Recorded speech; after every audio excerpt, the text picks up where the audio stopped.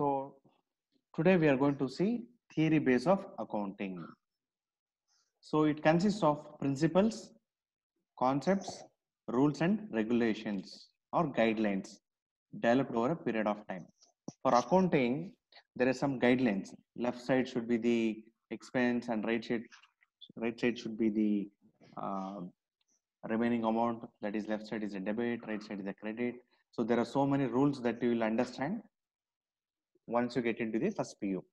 Okay, so all those theories, all those assumptions, all those uniformity is made by some principles. Okay, by people, by some principles. That is what is GAP, G-A-A-P, GAP. What is the full form of GAP? Generally accepted accounting principles. This is very, very important. They will ask for 1 mark in first PU. The expanded form of GAAP, GAP is generally accepted accounting principles. Why this principle should be required? Because these principles means the rules and regulations, the concepts, guidelines, and the uniformity. Why uniformity is required? Uniformity means whether you go to Africa, whether you go to USA, Canada, Australia, so everywhere they should follow the same thing. Then only we can ascertain whether the company is doing good, the business is doing good or not, how much profit we are getting, right? So everyone should follow the same method. Then only the uniformity will be there. So that's why the main function of GAP is to get the principles, concepts, rules and regulations and guidelines. Clear? So that is the function of GAP. So coming to the basic accounting concepts. So there are so many concepts given by the GAP. First, what is the meaning of basic accounting concept? That means it refers to the necessary assumptions. See, while doing the accounting, while you people also are doing mathematics, there if the value is not given, what you do? You assume, right? In many of the problems, your teacher would have taught you. So if the value is not given, we have to assume. So like that, in accounting also, there are many concepts where we need to assume so many things. But it should be within the rules and regulations of the GAP. That's it. Okay. That is the main idea behind it. And we'll see the first concept. What is the first concept? The first concept says the business entity concept. What is that business entity concept? That means owner is different and business is different. You can see the picture here. The business, total business with the cash is totally different. They're not merging, although the owner only sets up the business, but still his account is kept separate and business account is kept separate. So that's why business entity concept means business is separate and owner is separate. You should know that. And we'll get into detail, much detail once you get into first few classes. Okay. For as of now, you just need to understand what is the basic accounting concept. Basic accounting concept, there are so many concepts, so many methods. Okay. So first method is business entity concept. That means owner is different and the business is different. You can see the right side picture also. See, top everything is personal. See, the owner is using the business credit card, and he's paying some. He's buying some groceries. He's paying some bills. He has bought a house or a property. So everything becomes a personal account. That means there should be difference between. You can see here separate. That means personal is separate, business is separate. See, business everything is running a company. Okay, so everything is different. So personal is different, business is different. So that is the meaning of business entity concept. Clear? And come to the second one, money measurement concept. What is money measurement concept? That means monetary transactions only are recorded in the book of accounts. That means we consider to the book of accounts which one? The monetary transaction. What is the meaning of monetary? Money. Okay, monetary means money. The money transaction. Once the money transaction happens, then we enter it in the accounts. Otherwise, no. If you're selling property for property or land for land, if you're exchanging, then those things will not come into the money measurement concept. That means whenever you transfer money to your friend, and buy the product, then only we need to enter this account into the accounting book. Otherwise, no. You can see everywhere the money is there. If the money transactions happen, yes, it becomes money measurement concept. Third one, going concern concept. What is concern? As we have already learned, concern means it can be an entity, it can be business, it can be enterprise, it can be company, anything. So going concern, as the name indicates, you can see the picture here, the company is growing. Okay, think that the yellow is the first year, the blue is second year, and the red is the third year. As the year grows, the company also grows. So that's why it is called as a going concern concept. Business operated for a long period of time. It may run for 5 years, 10 years, 15 years, 50 years. Then we consider as going concern concept. That means under this concept, there will be some rules and regulations how to enter the accounts. So that accounting principles we need to follow if the company is old. So that is the meaning. Going concern means it is a long going company. Since for so many years, the company is present in the market. And even you can see this picture also. What is this? Think that this person is a company and is tied up with a debt. So much debt that is going to end his story. So that is the situation. Okay. So that is the situation. And if you see this, and although the debt is there, that person is moving forward. That means business is moving forward. Whether the company is doing good or the company is under debt, we don't care. We just follow what? Going concern concept. That means if the company, whether the company is doing good or bad, but still the company is there for a long period of time in the market, we consider going concern concept. Okay, clear children?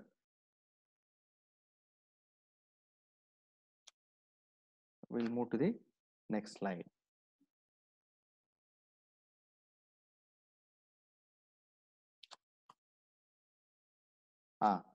Everyone is able to see the slide? Yes, sir. New slide? Yes, sir. It is accounting period concept. What is accounting period? Period means what? Time, right? Time period. So accounting period concept. It is also called as financial period concept. There are two types of calendars. If you see these calendars, right, left side, if you are able to see that, you're seeing a calendar of 2020. It starts from January and it ends at December. If you see here, when does the year start? On which day?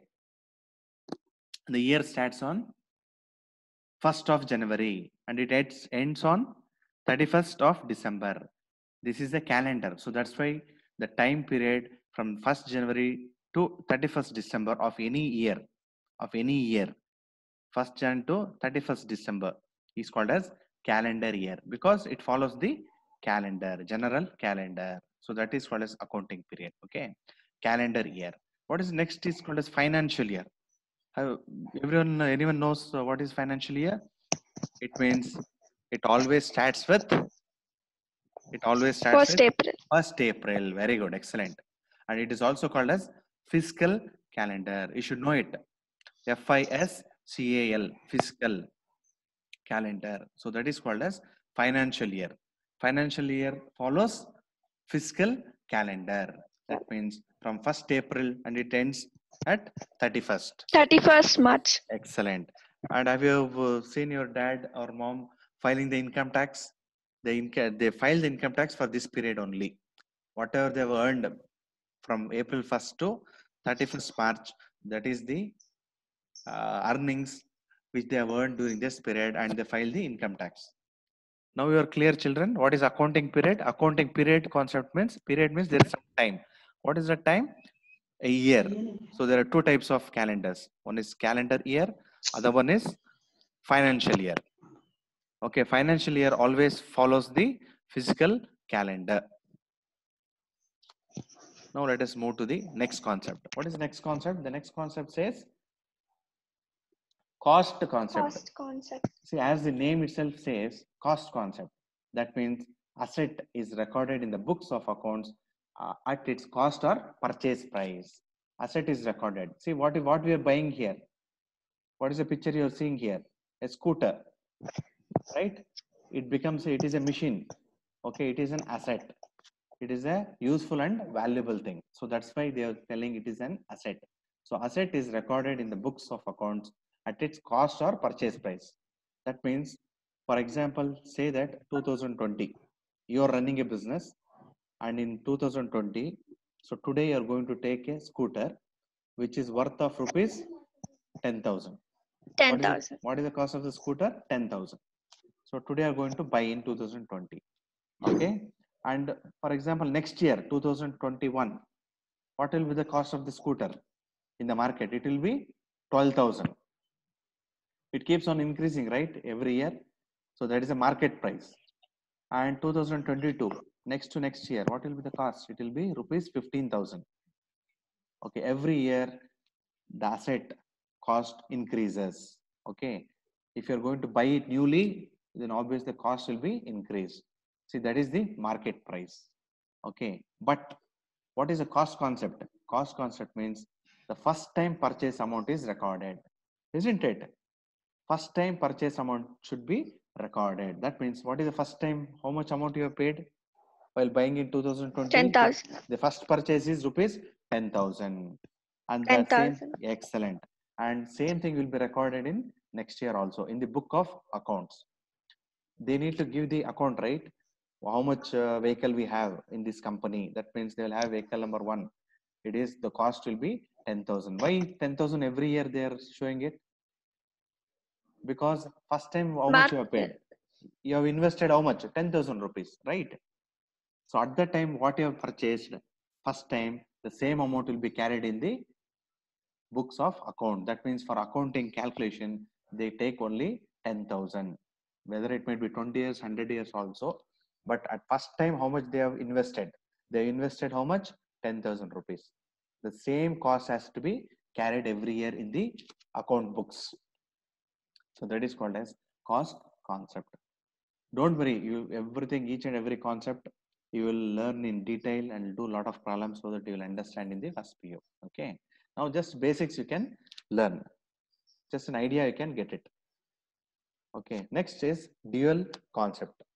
What is dual aspect concept? That dual means there should be something two. Double.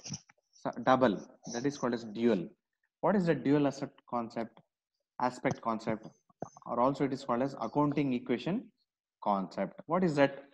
You can see a definition: receiving benefit and giving benefit of some value. Receive and give. This is the basis for double entry system. What is that? I'll explain. You can see the picture on your right side.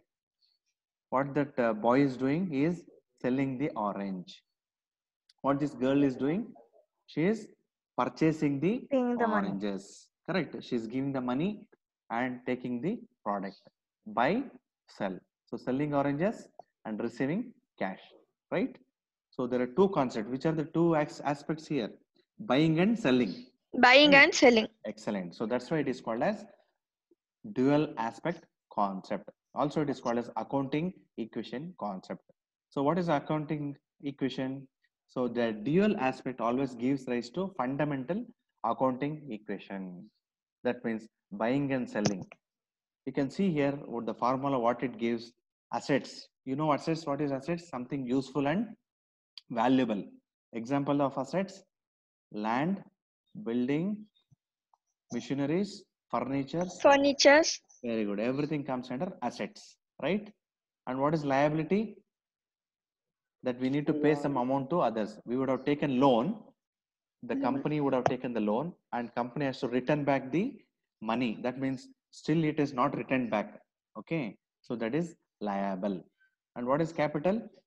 The amount. Investment. Very good. The amount what you have invested at the beginning of the business. That is called as capital. So this is very, very important. Okay, now we are going to watch some videos, and tomorrow we are going to solve these problems. Okay, based on assets, liabilities, capital.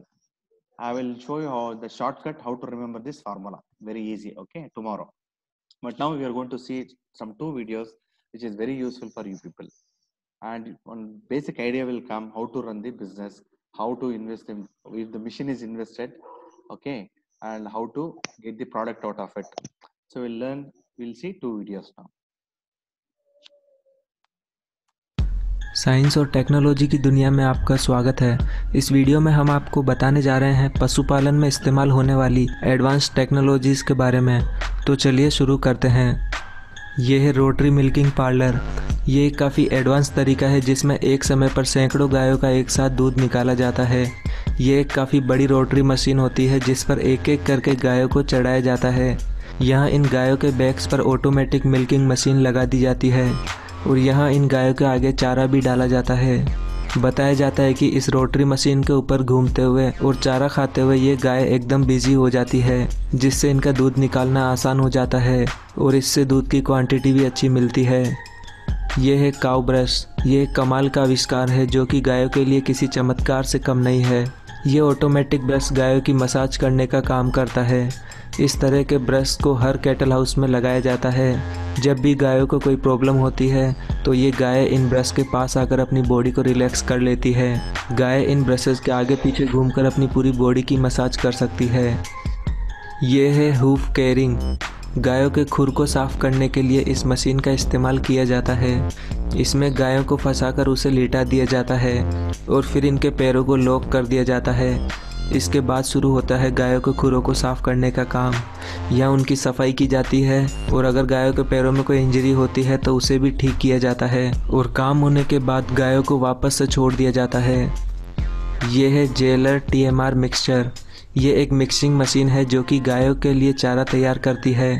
चारे की bells को इस machine में डालकर grind किया जाता है और चारे की क्वालिटी को बढ़ाने के लिए इसमें कई मिनरल्स भी ऐड किए जाते हैं, जिससे मवेशियों को भरपूर पोषण मिल सके और उनसे ज़्यादा से ज़्यादा क्वांटिटी में दूध प्राप्त किया जा सके। अच्छी तरह से ग्राइंड होने के बाद इस मिक्स चारे को मवेशियों के खाने के लिए डाल दिया जाता है। ये है स्मार्ट फेंस। ये एक टेम्प्रेरी बॉर्डर मेकिंग मशीन है। इसमें कुछ केबल्स के इस्तेमाल से जानवरों के लिए एक टेम्प्रेरी बॉर्डर बनाई जाती है, जिससे कि जानवर एक लिमिटेड एरिया में ही रहें और इधर उधर ना भाग सकें। बॉर्डर बनाने के बाद इन केबल्स में हल्की सी इलेक्ट्रिसिटी भी प्रोवाइड करा दी जाती है, जिससे अगर कोई जानवर इन्हें टच भी करता है तो उसे एक हल्का सा झटका लगता है। ये है फीड पुशर। ये एक रिमोट कंट्रोल मशीन है जिसका इस्तेमाल गायों के चारे को साइड करने के लिए किया जाता है। चारा खाते समय गाय अक्सर इसे फैला भी देती है, जिसे वापस से इकट्ठा करके साइड करने के लिए इस फीड पुशर को चलाया जाता है, जो कि गायों को बिना डिस्टर्ब करे चारे को उनके पास कर देता है। यह है मिल्च एक्सप्रेस। पैच्यूरा द्वारा बनाई गई ये मशीन गायों के बछड़े को फीडिंग कराने का काम करती है। इसके टैंक में मिल्क के साथ साथ कई न्यूट्रिशन और मिनरल्स भी ऐड किए जाते हैं और जब इस मशीन को बछड़ों के बीच में लाया जाता है तो ये बछड़े इन पर लगे एक एक बैग्स को पकड़ लेते हैं और दूध पीना चालू कर देते हैं। ये ठीक वैसा ही है जैसे कि बछड़े अपनी माँ से दूध पीते हैं, बस यहाँ थोड़ी टेक्नोलॉजी एडवांस है।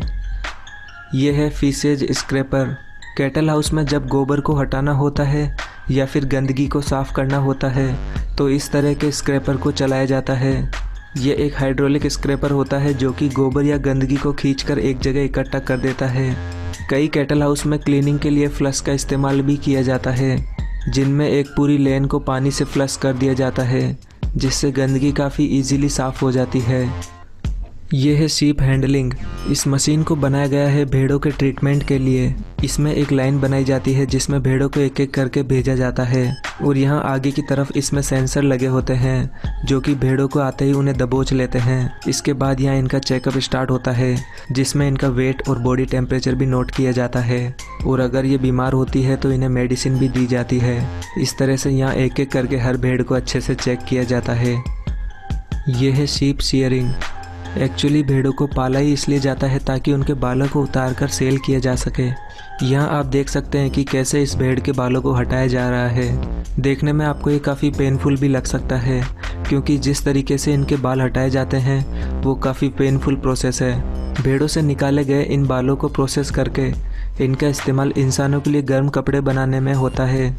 दोस्तों, आप इस वीडियो के बारे में क्या सोचते हैं अपने विचारों में कमेंट बॉक्स में ज़रूर बताएं और वीडियो पसंद आई है तो प्लीज़ इसे लाइक और शेयर करना न भूलें और ऐसे इंटरेस्टिंग वीडियोस के लिए हमारे चैनल को भी सब्सक्राइब करना बिल्कुल ना भूलें।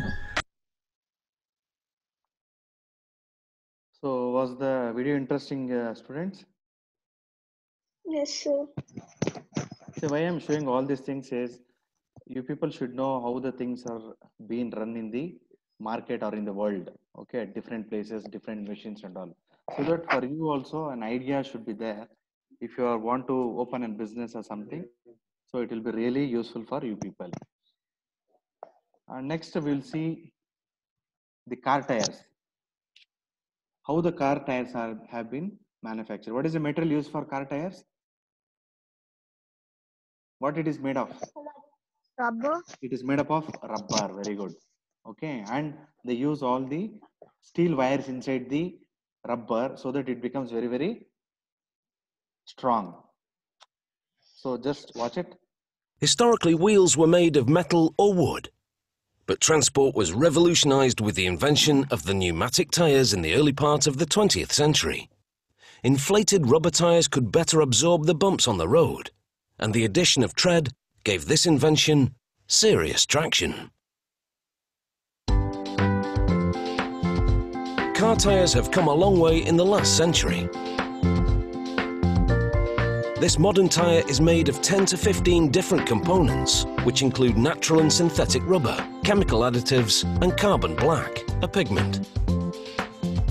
Giant blenders mix these ingredients under heat and tremendous pressure. There are various formulations for different parts of the tyre. In each case, the result is a gummy rubber dough, which machinery then rolls into sheets to await further kneading and processing. Polyester fabric is unrolled onto a machine called a calender. The calender is equipped with rollers that apply warm rubber to both sides of the fabric.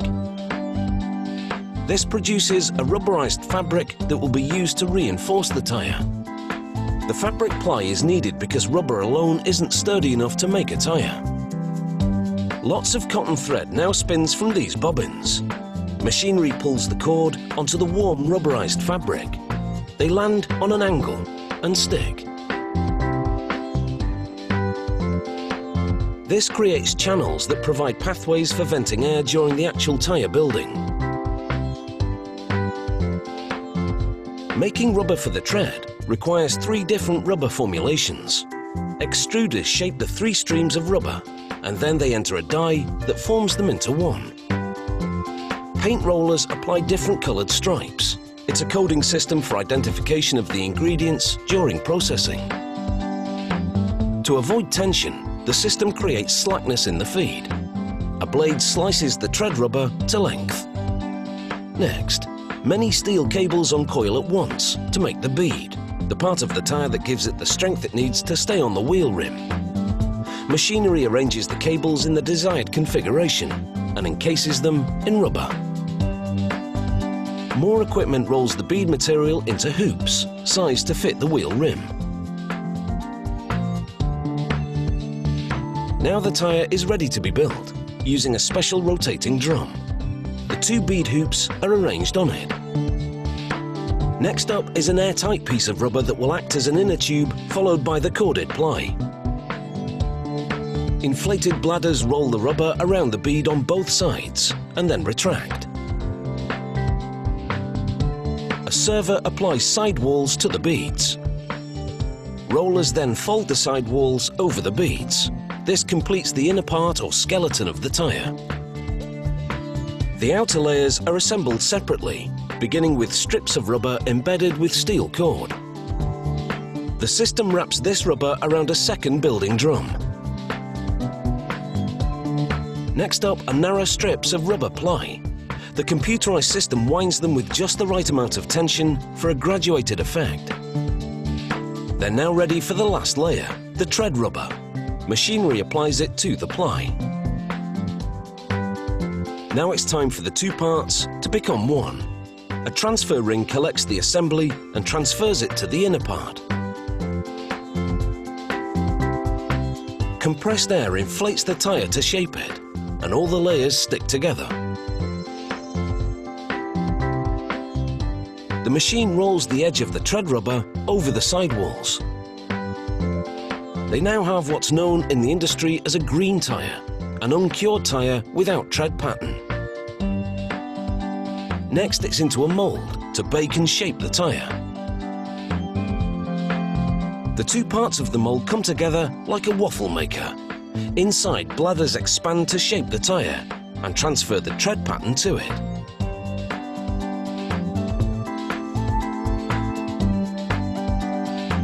This cross-section of a tyre demonstrates how all the layers have been fused together. The time in the hot pressurized mould has caused the rubber to vulcanize, a chemical reaction that transforms it from a weak and sticky substance to one that's strong and elastic. The excess rubber is trimmed. After final inspections confirm that the tyre shape is uniform and geometrically correct, the tyre is ready for shipment. It's time for this rubber to hit the road.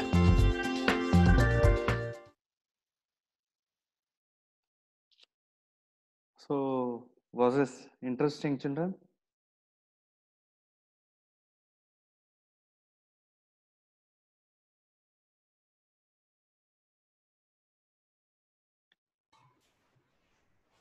Okay, just we'll recap what are the things we did today. So we learned about the theory base of accounting. So why the theory base of accounting should be there? Because of some guidelines, principles, rules and regulations and the uniformity. Because of that, the base of accounting is very, very important. Okay. And basic accounting concepts, there are so many types. One is business entity concept. That means owner is different and business is different.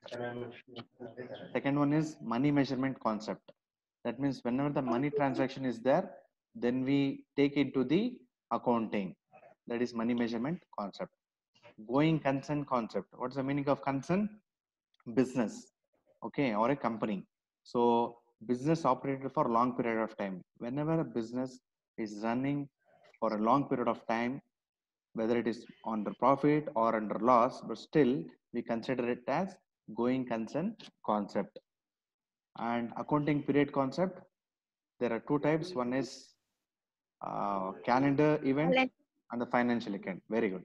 One is calendar, means the day starts from 1st Jan to 31st December, and financial year means fiscal calendar we need to follow. It starts from 1st of April to 31st of March.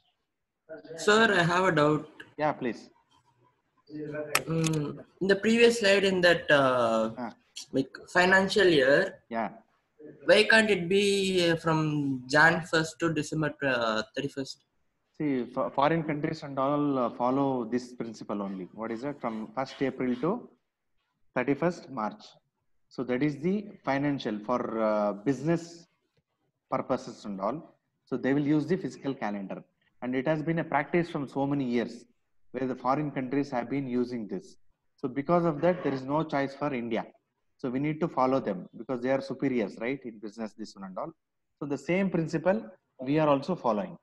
So although we calendar year starts from 1st January, but business starts from 1st of April. Did I answer your question? Yes, sir.